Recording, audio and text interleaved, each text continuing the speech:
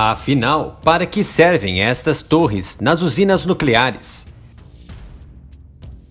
As usinas nucleares aquecem a água para produzir vapor. O vapor então é usado para girar grandes turbinas que geram eletricidade. As usinas nucleares usam calor produzido durante a fissão nuclear para aquecer a água. Já na fissão nuclear, os átomos são separados para formar átomos menores, liberando energia. A fissão ocorre então dentro do reator de uma usina nuclear. Já no centro do reator está o núcleo, que contém combustível de urânio. O urânio combustível é formado em pelotas de cerâmica. Cada palete de cerâmica produz aproximadamente a mesma quantidade de energia que 150 galões de óleo. Essas pelotas ricas em energia são empilhadas então de ponta a ponta em barras de combustível de metal de 3,5 metros. Um feixe de barras de combustível, algumas com centenas de barras, é chamado então de conjunto de combustível. São esses conjuntos que compõem o núcleo de reator. O calor produzido durante a fissão nuclear no núcleo do reator é usado para ferver a água em vapor, que gira as pás de uma turbina a vapor. Conforme as lâminas da turbina giram, elas acionam geradores que produzem eletricidades. As usinas nucleares esfriam então o vapor de volta à água em uma estrutura separada na usina, chamada de torre de resfriamento, ou usam água de lagoas, rios ou oceano para isso.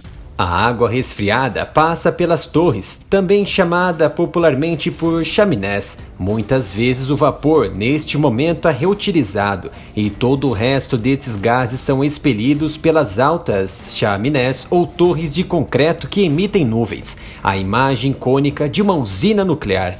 Não são todas as usinas nucleares que possuem chaminés altas de concreto. O mesmo acontece com algumas usinas movidas a carvão e algumas usinas movidas a petróleo. Por exemplo, a Lei de Política Ambiental Nacional Americana de 1969, conhecida como NEPA, exigia, entre muitas outras coisas, que as usinas fossem projetadas e construídas para diminuir as consequências adversas de uma operação no meio ambiente. As usinas construídas antes do NEPA não apresentavam torres de resfriamento, em vez disso usavam resfriamento de passagem única.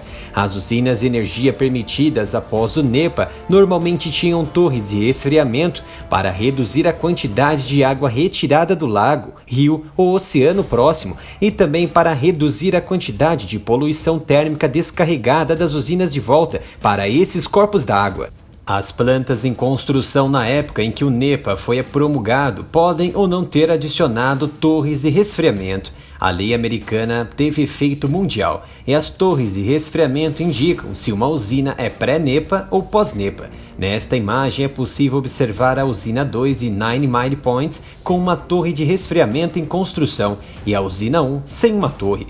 A diferença era muito clara. Sem torre de resfriamento, a usina retirava a água de um lago próximo para resfriar as águas superaquecidas e então descarregavam a água de volta para o lago. Já com a torre o processo é diferente. Um reator pós-NEPA utiliza uma torre de resfriamento para diminuir a quantidade de água puxada de uma fonte de água e a quantidade de calor que retornava a ela. As formas das torres de resfriamento são sempre altas, mas nem sempre são largas e de concreto. A usina de Browns Ferry, de Alabama, possui 6 torres de resfriamento de tiragem mecânica.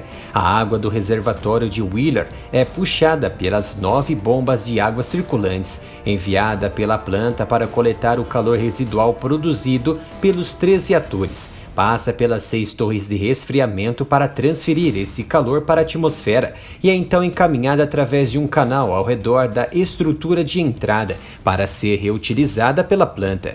Existem 2 tipos de torres de resfriamento: a tiragem natural, ou seja, as altas chaminés de concreto, e tiragem mecânica. Ambos os tipos transferem calor da água para o ar por métodos diferentes, com a água resfriada sendo reutilizada pela planta.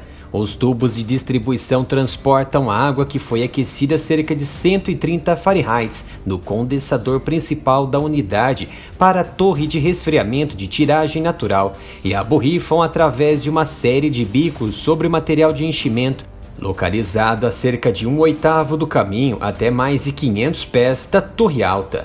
O ar entra nas entradas em torno de toda a base da torre e flui para cima através do material de enchimento.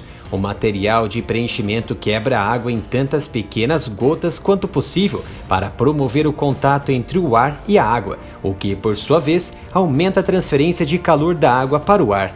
O ar aquecido sobe por convecção e esgota-se do topo da torre. A água resfriada cai na bacia e as bombas retiram a água e a enviam de volta ao condensador principal para sustentar o ciclo. Mas da onde surgiu a ideia de torres de resfriamento? Alguns estudiosos suspeitam que os povos antigos da Grã-Bretanha começaram a construir a primeira torre de resfriamento do mundo há muito tempo, mas abandonaram o esforço quando um ancião voltando das férias de primavera em Bourton-on-Sea apontou que as usinas de energia ainda não haviam sido inventadas. Se gostou deste vídeo, inscreva-se no canal e ative o sino de notificação para receber o próximo vídeo. Acompanhe nossas redes sociais, acesse o nosso Instagram, @aramilitaroff, e entre no grupo de análises no Telegram.